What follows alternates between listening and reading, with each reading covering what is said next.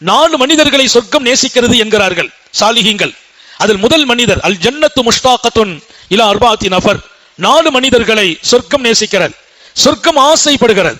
அவங்க எல்லாம் அங்க வரணும். இப்ப நம்ம போகணும்னு நம்ம ஆசைப்படுறோம், நம்ம சொர்க்கத்துக்கு போகணும், அல்லாஹ் எல்லாருக்கும் தௌபீக் செய்வானாக. குடும்பத்தோட பிள்ளைங்க இருக்கணும், நாம இருக்கணும், பெற்றோர்கள் இருக்கணும், மனைவி இருக்கணும். சொர்க்கம் என்பது ஆசைப்படாதவர்கள் இல்லை, சொர்க்கம் சில பேரை ஆசைப்படுகிறது. அது யார்?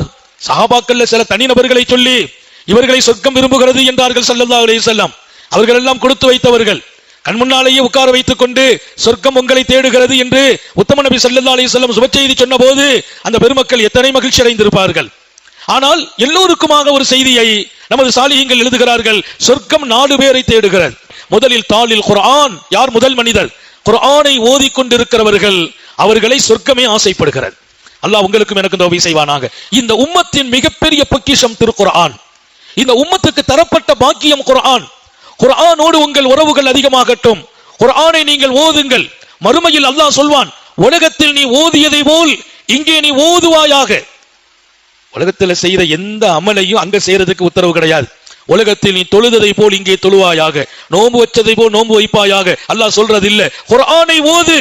உலகத்தில் ஓதினாய் அல்லவா, அப்படி ஓது, ஓதிக்கொண்டே செல்.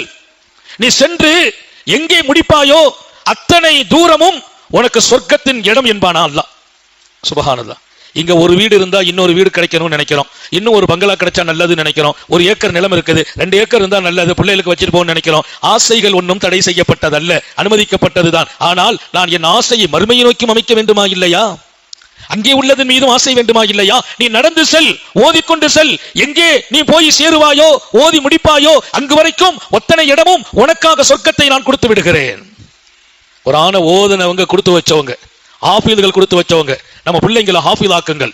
30 ஜுசுக்களும் மனப்பாடம் செய்ய வையுங்கள். அல்லாஹ்வின் தூதர் ஸல்லல்லாஹு அலைஹி வஸல்லம் சொன்னாங்க, உங்க பிள்ளைங்களை ஹாஃபில்களை ஆக்கிவிட்டால் நாளை மறுமையில் உங்களுக்கும் யார் தாய்க்கும் தந்தைக்கும் அத்தனை மக்கள் முன்னிலையில் அல்லாஹ் அவர்களை கௌரவிப்பான். எப்படி ஒரு பெரியவங்களுக்கு பொன்னாடை போத்தி கௌரவிக்கிறோம், கிரீடம் கொடுத்து கௌரவிக்கிறோம், சில பேருக்கு சீல்டு வணங்கி கௌரவிக்கிறோம், பணமுடிப்பு கொடுத்து கௌரவிக்கிறோம், அல்லாஹ் கௌரவிப்பான். எங்கே? நாளை மறுமையில் உலக மாந்தர்கள் எல்லாம் நிற்கும் இடத்தில் அவர்களின் தலையில் அல்லாஹ் கிரீடம் சூட்டுவான். நாங்க ஸல்லல்லாஹு அலைஹி வஸல்லம் வைரங்கள் பதிக்கப்பட்ட கிரீடம் தாய் தந்தையர்களுக்கு. சொன்னது யார்? நபிகள் நாயகம். நம்ம தாய் தகப்பன் மேல சந்தோஷமா இருக்கிறோம். அவங்க 2 பேருக்கு சொர்க்கத்தில் கௌரவிப்பு. எல்லாருக்கும் முன்னால் உங்க மகனை ஹாஃபில் ஆக்கினீர்கள். எனவே குர்ஆனை ஓதிக்கொண்டு இருப்பவர்களை சொர்க்கம் தேடுகிறது. அல்லாஹ் நம்ம எல்லாருக்கும் தௌபீக் செய்வானாக.